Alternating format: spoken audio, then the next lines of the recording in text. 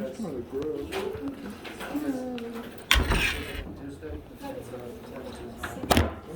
test. No, third test is on November the 4th of November. That's soon.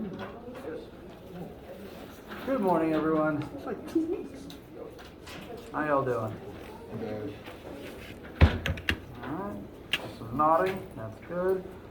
I am still sleepy, so I hope everyone else is getting good rest at least.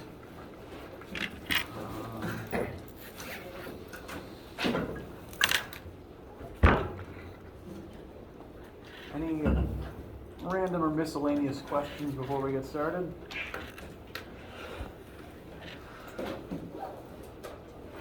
Yes. In any of the homework problems has to do with power, or you're mostly just... There should be, Okay. but I haven't looked in a second. While I'm logging in to remind myself, any other questions?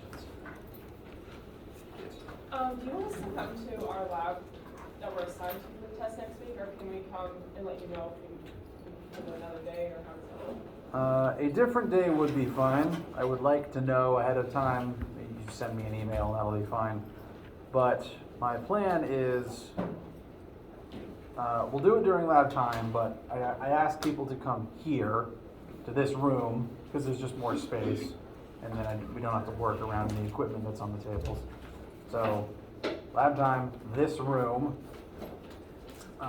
You can come to a different day. That is completely fine. You just have to come one day and make sure you take the test once. If you are going to go to a different one, you just send me an email to let me know so that I have it written on record. Some things to know about the test itself, what it will physically look like. The questions I write myself are going to be very similar to the practice questions that are on the practice set on the website. The key differences will be that the first page of the test will be an answer sheet with spaces for you to list all the answers to all the different parts of the questions so that all the answers are together in one place, and then I can just look at that, see which ones are correct, and then go back and check the work for the ones that are not. So that's there as a time-saving measure. Additionally, there will then be the pages of all the questions. There'll be about one question per piece of paper, and it'll just say the question, give you any relevant pictures, and lots of space for you to do the work for that question. You can do the work on that page, on the back. If you need more paper, that'll be fine. And then the last page will be a copy of the formula sheet for the class, because I don't think I gave out a paper copy, and I want to make sure everyone has one. So you'll have access to one during the test. It will have all the formulas and relevant constants on it. Why did the homework not load when I clicked on it?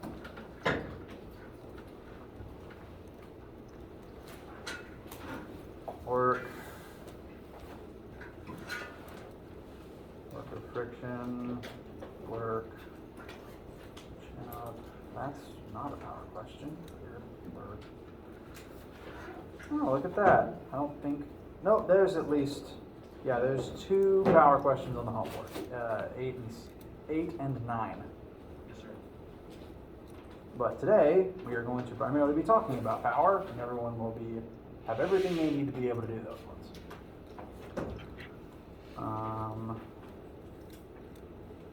Any additional questions before we look into power today?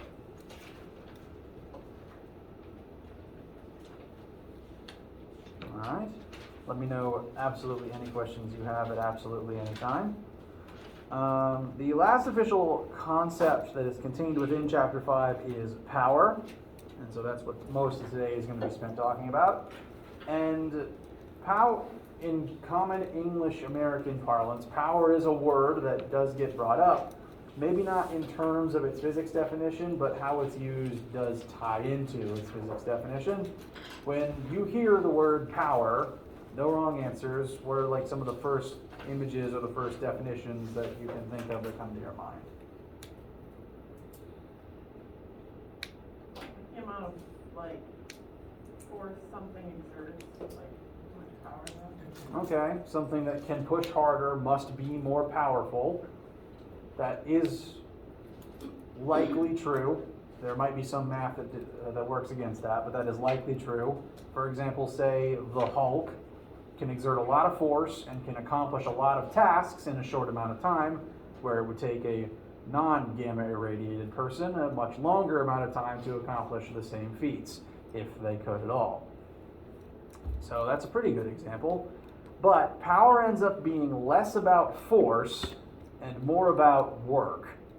Now, work is calculated from force, so the more force you can exert, the more work you can do, and the more powerful you are. That is true.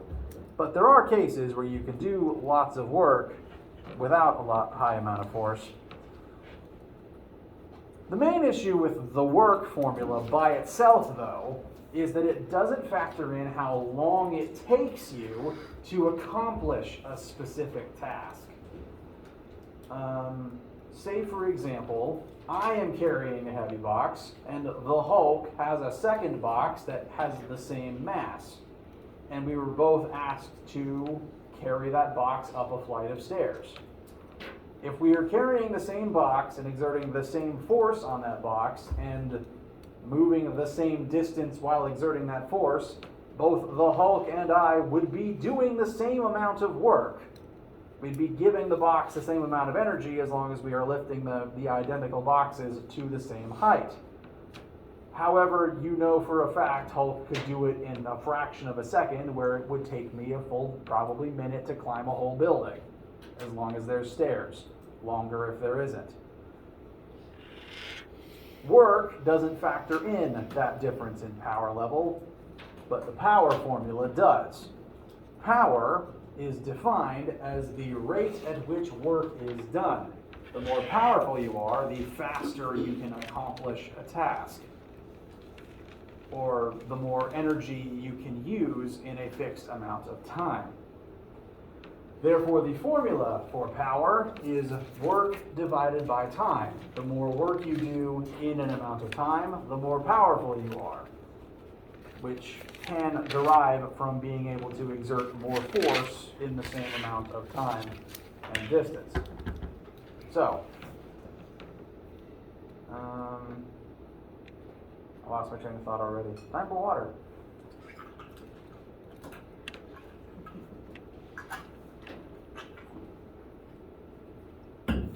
The definition of power, when you do work, the task does take some amount of time, even if you aren't actually recording that amount of time.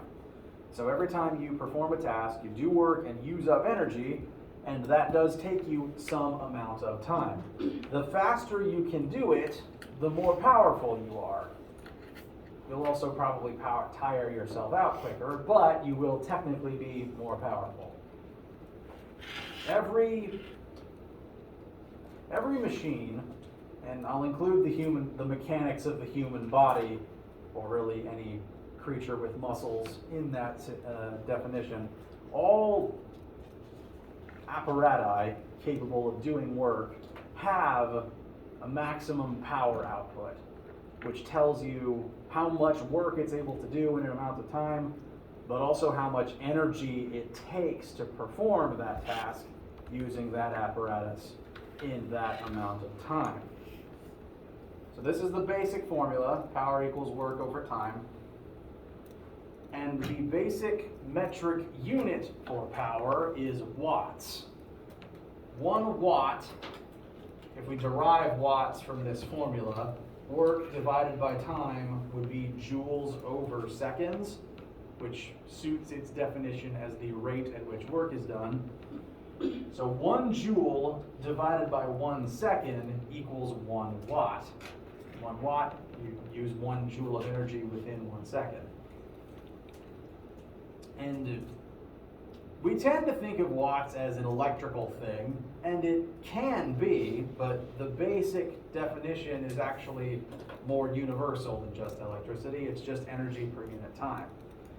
We can tie watts to electricity, though. There's a reason you think of electricity for watts, and that's because in the United States, electricity is the one place where we use watts as opposed to horsepower. Most devices, appliances, light bulbs even that you buy will have some wattage listed on them. You could, if you brought your laptop charging cord with you, you could probably try to look at the labeling on the brick to try to figure out the wattage of the appliance. Most machines will list it somewhere, either in their packaging or in their instructions.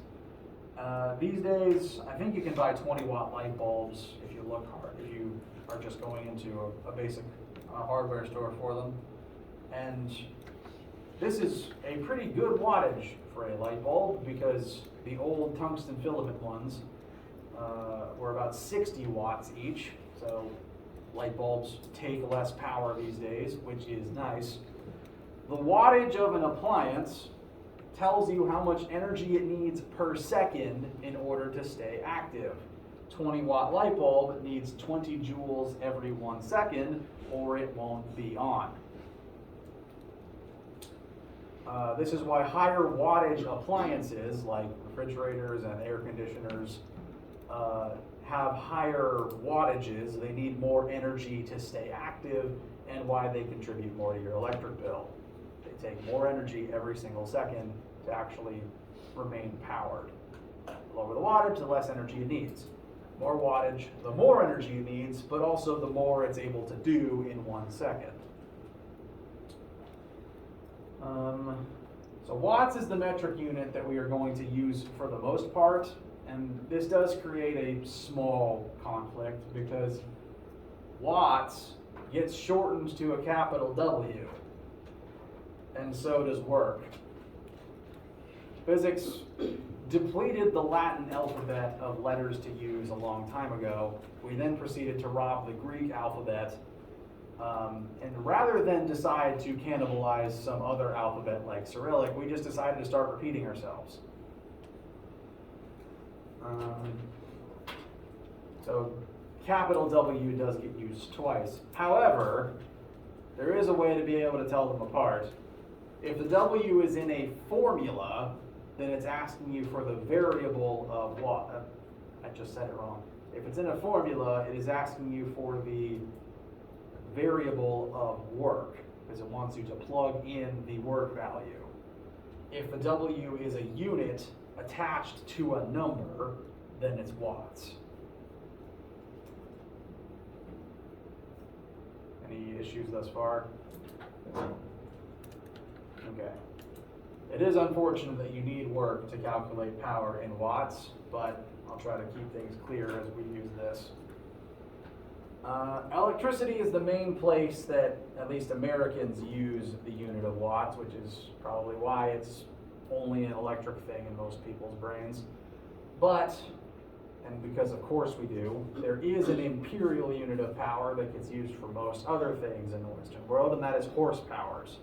1 horsepower is about 750 watts, and it describes the same thing. It's the energy needed per unit time for the device to remain active. It also could alternatively tell you the maximum work output of that machine per unit time. A 1,000 horsepower engine can do a lot of work in 1 second. It just also guzzles a lot of gas every 1 second. And fun fact about the unit of horsepowers, when the unit was being created, some people did measure the maximum energy output per time of a horse, and then that became the scale that the unit was based on.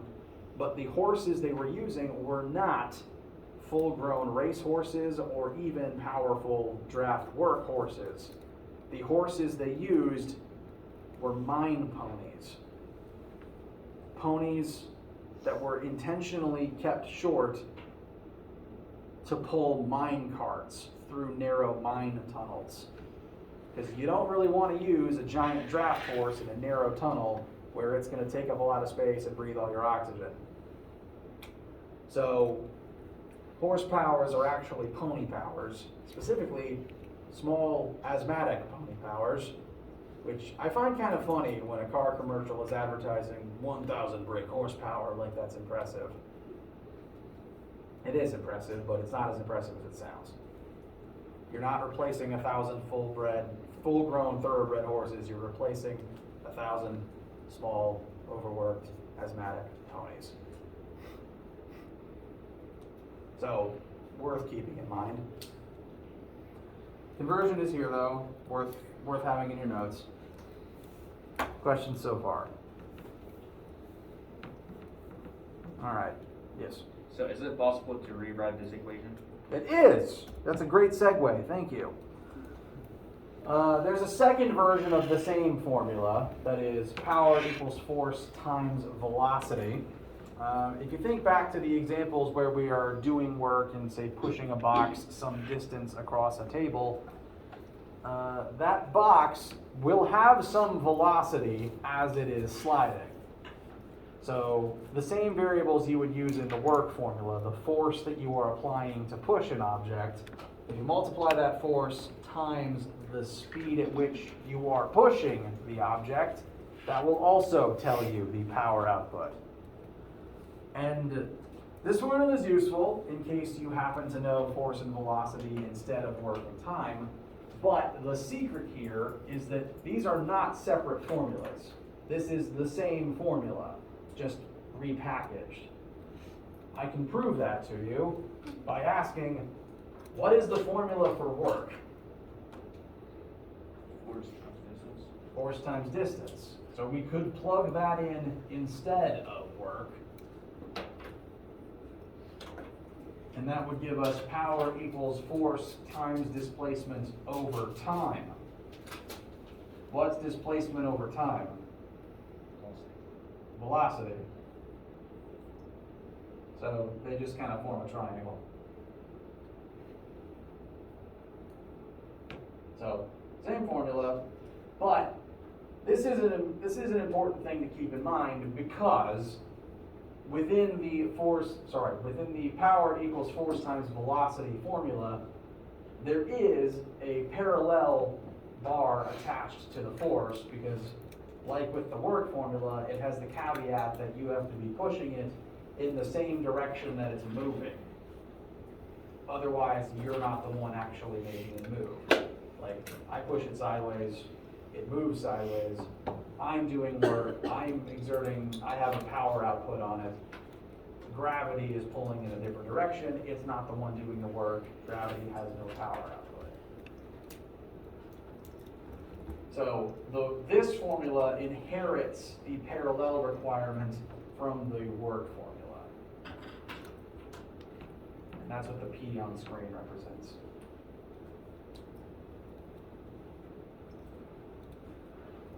So I'll say technically two formulas because they'll take up two different lines on your formula sheet.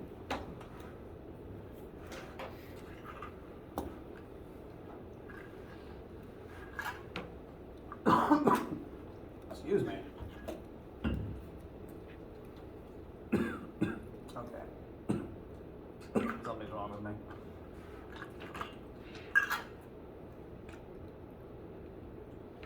For some reason, if I'm sitting down to eat lunch, I'll take a sip of my water and I'll immediately start coughing on it. And I then eat food to fix it, which I feel is the complete inverse of people who cough when they eat food and then drink water to fix it. I don't know what's wrong with my throat. Anyway, questions about any of the information thus far? All right, let us utilize these principles in an example. Let us examine two powerful humans as they help their friend on moving day.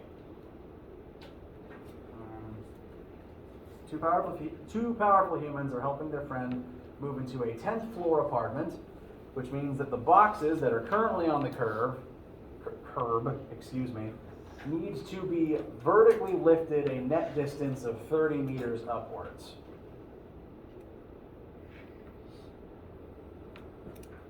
So, we know the distance that both of these people are going to be exerting force as they lift their boxes.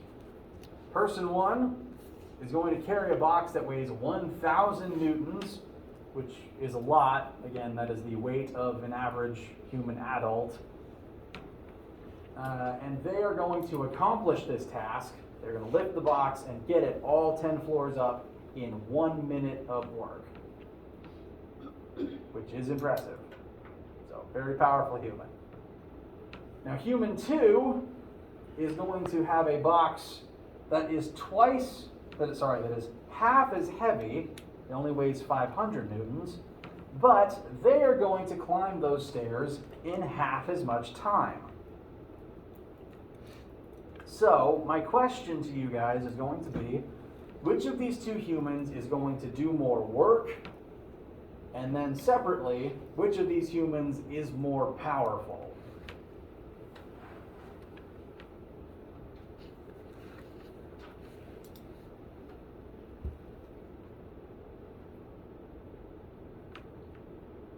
So I'll give you a second to copy things down. I'm going to start listing some variables on the side of the board here for us to use.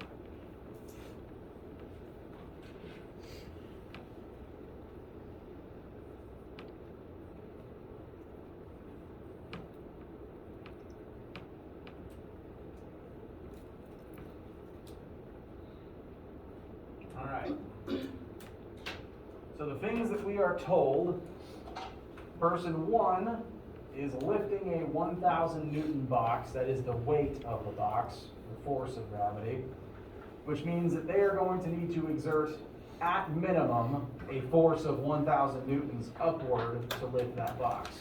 And they're going to exert that force upward the entire time they travel this vertical distance in this amount of time. I've gone ahead and converted it to seconds. Person 2 will exert 500 newtons on their box over the same distance for a total of 30 seconds.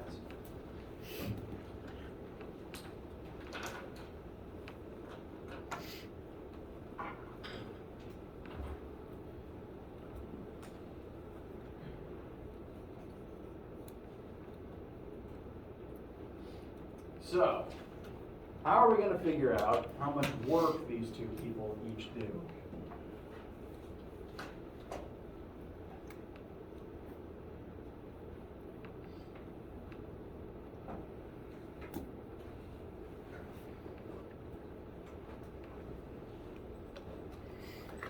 The work formula. All right, let's look at the work formula. Work equals force parallel times, I'm going to make it delta y because we are moving upwards this time.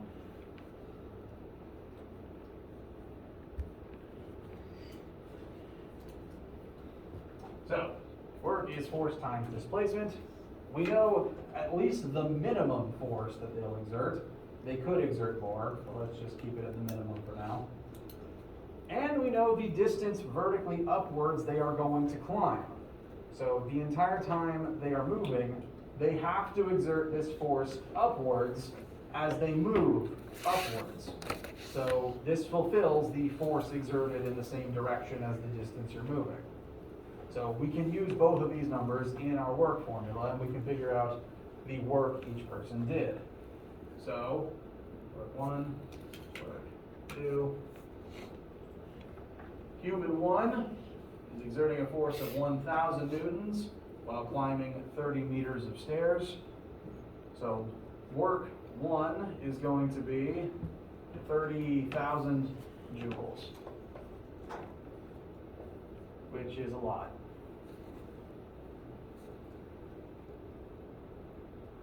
We can do the equivalent function to person 2. 500 newtons over the same distance, and work 2 is only going to be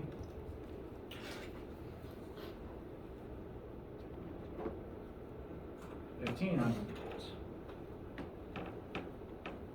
So person 2 is doing half as much work, mathematically speaking. But person 2 is doing that work faster. So let's see how that translates to power.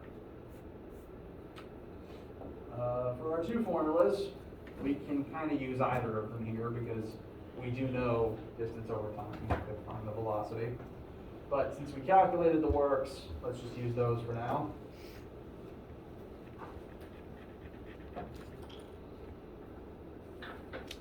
So this math is for work. Now look at power. Person 1, power 1, is going to be equal to work 1 over time 1. So 30,000 joules exerted in 60 seconds. Person 2, work 2 over time 2. 15,000 joules over 30 seconds.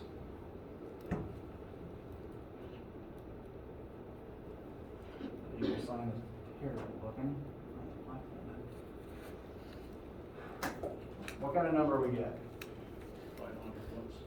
500 watts. For which? For both of them. For both of them.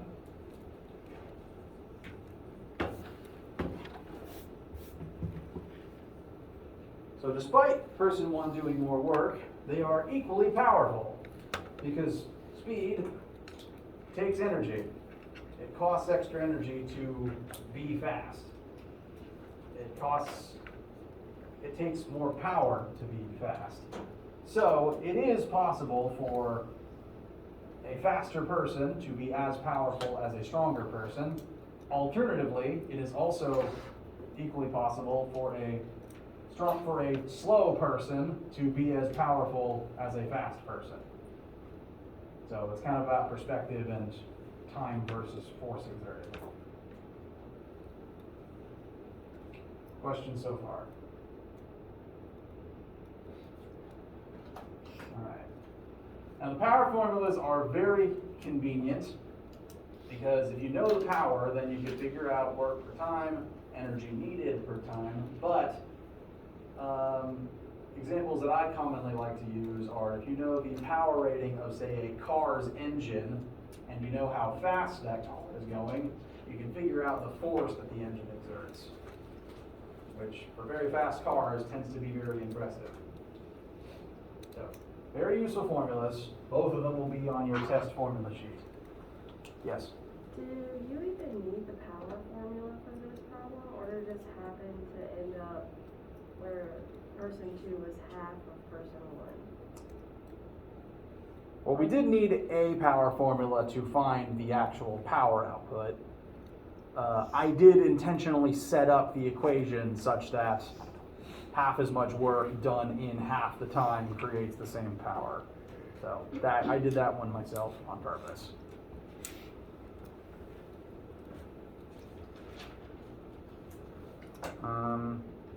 But speaking of this example, this specific activity is very useful for figuring out the power of anything, really, because usually it's very simple to figure out how much work it takes to lift something. Note, when we found the work to lift these objects, we were multiplying the force, the weight, by the distance vertically lifted. That means that this was ultimately the same as the GPE formula. Weight is mass times 9.8, and the distance vertically lifted was the final height. So really it was just how much, the work they did was how much GPE they added to each box.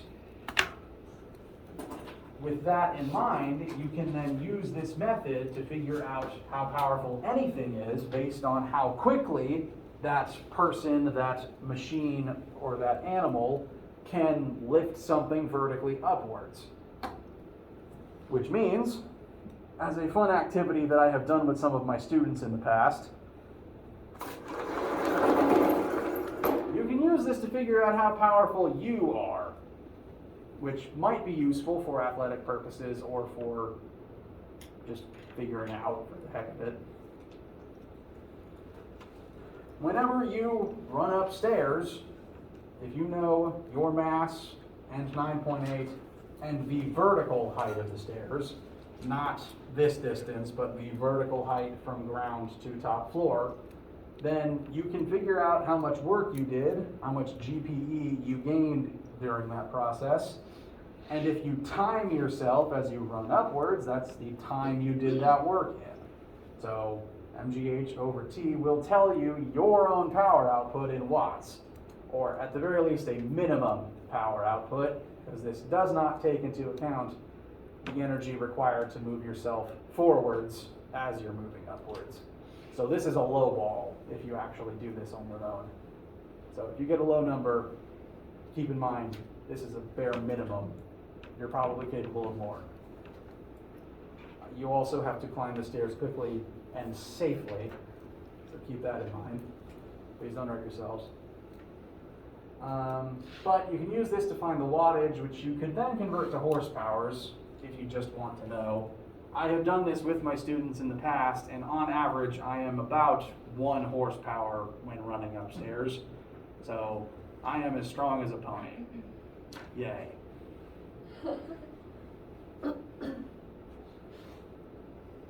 So that is something that you can apply this to if you are interested. Might be useful to determine like athletic progress over time. As again, power is not based only on strength. So if you're speed training, this can help as well. Yes? So when we do up the stairs, do we need to go like step by step on the step, or we're just skipping? You can skip steps as long as you don't fall over. Okay. You just need to know your change in height from ground to top floor. Yes, sir. And I recommend doing it with a straight, solid staircase. If there's like a landing where you then get on a different staircase, I wouldn't use that whole travel then. It should just be one straight set of stairs. I recommend bleachers actually, because those tend to be the single biggest incline I can notice. Questions? Okay. I'm out of water, so we'll pause for a sec while I refill this because I can already feel my vocal cords.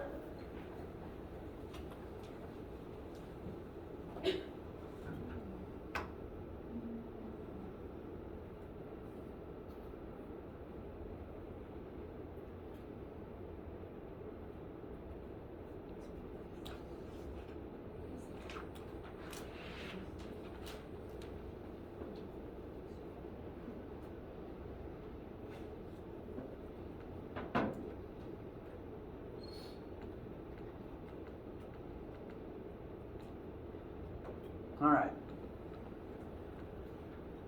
Any questions, needs, concerns, etc.? Okay.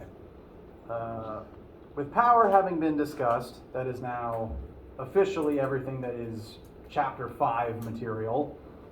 There is one more concept I do want to make sure you have in your notes, though.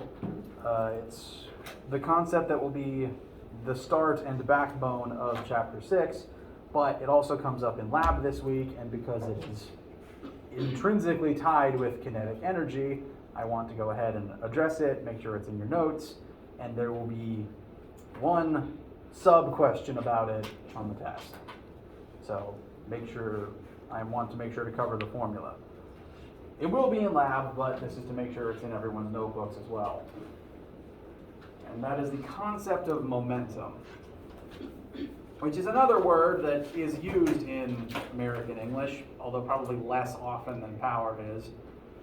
And interestingly, the way it is used in common parlance does sync up with its physics definition. Before even reading this, which I realize you've all already done now, when you think of how momentum is used in common English, what is like an example you would think of? Momentum of what, sorry? Momentum of a car, yes, very good. Used in an expression, someone might talk about how, we gotta build up momentum, we gotta keep moving to accomplish X, Y, and Z. So, to compare that analogy to the car, they actually do sync up very well, because when an object has momentum, it is moving, and it tends to stay moving. When something has momentum is a quantity that matter can possess, kind of like how energy is a quantity that matter can possess. And when matter possesses momentum, it will be moving. And specifically, if it has momentum, it wants to keep moving at the same speed, in the same direction, until something stops it. So a car with momentum is traveling forward and will keep traveling forward until otherwise indicated. Even through walls sometimes. And mathematically, we calculate momentum by multiplying the mass of the object by the velocity of the object. That is all there is to the formula. Now, a minor oddity to be aware of is that the variable for momentum is a lowercase Greek letter rho. We obviously used lowercase m a long time ago for mass, and uppercase M is frequently also used for mass. So someone a couple hundred years ago decided we needed a different letter for it, and we robbed this one from the Greeks. There's a lot of jokes as to why we would use it, like calling it a rho-mentum. I don't know if there's a very good reason for it, but the variable is a rho, and it is technically distinct from the lowercase p in that rho is smoother and doesn't have the little extra straight antennae part at the upper left. Doesn't really matter how you write it though. We don't use a lowercase p for anything else, so if you write p, it's fine. Momentum equals mass times velocity. If the object is moving, it has some amount of momentum that is compelling it to move.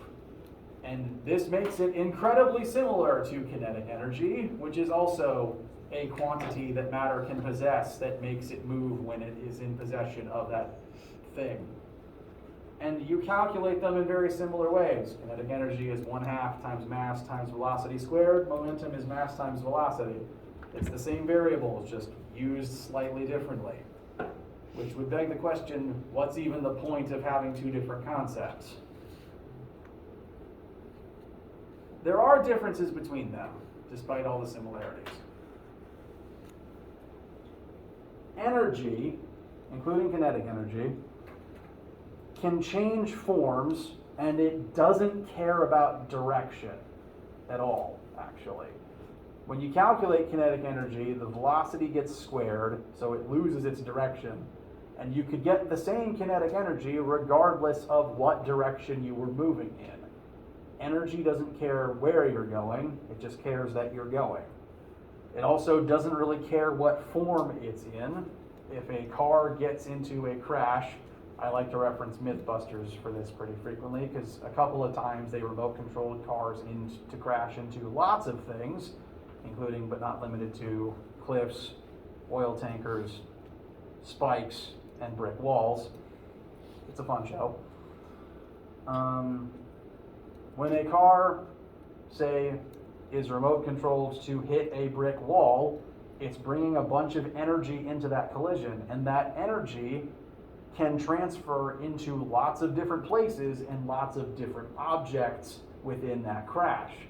If kinetic energy leaves the car and enters a brick, energy doesn't care what direction that brick flies away in. It could fly up, down, etc. It could even just crash and turn into dust.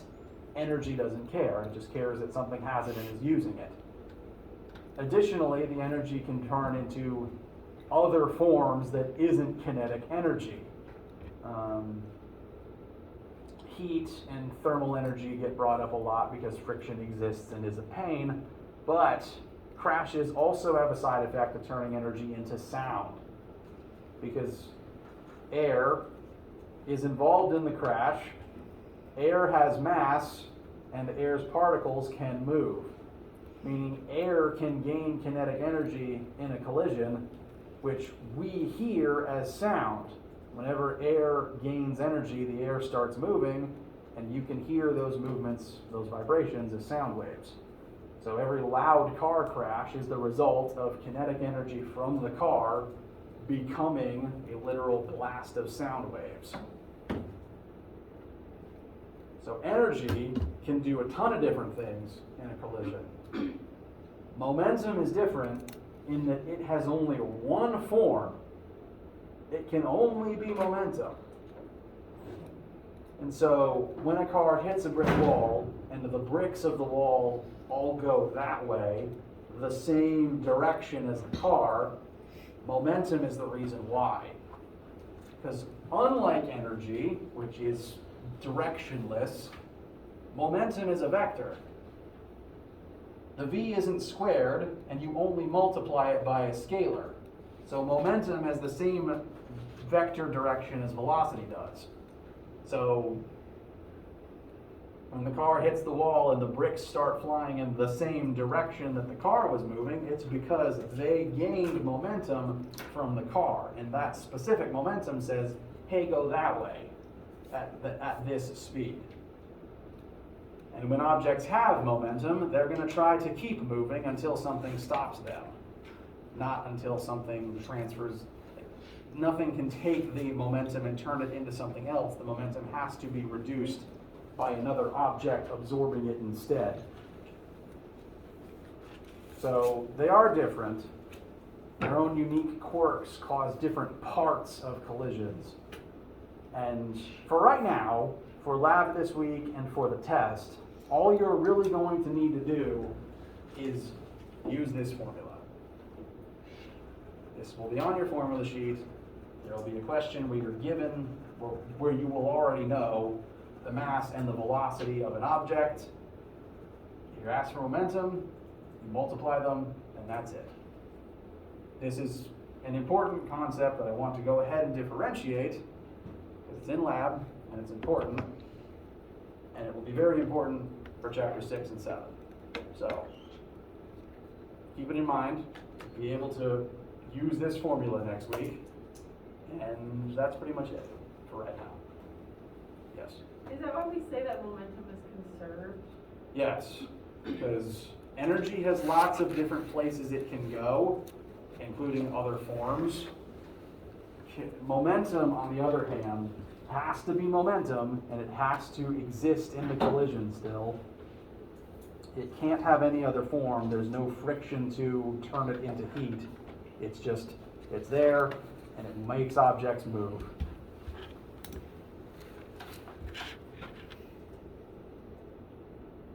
Unlike energy, which can be non-conserved when friction turns it into something else.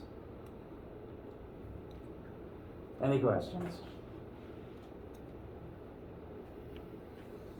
Okay. There's a lot of information today, so we can go ahead and break here if you don't have any specific questions. Your main things to be doing for right now are finishing up your homework. Chapter 5 quiz and homework are due on Friday. There will be an extra assignment that is just 2 momentum questions that use this formula and nothing else. That will be put up as additional practice. That'll probably be due next Monday. Be working on those. Be studying. And send me any questions, issues, etc. that you have. Okay? We will also spend a lot of Monday going over any questions that you have for studying purposes. Study, study, study, ask questions, ask questions, ask questions, and come to lab today and on Friday. Have a great day.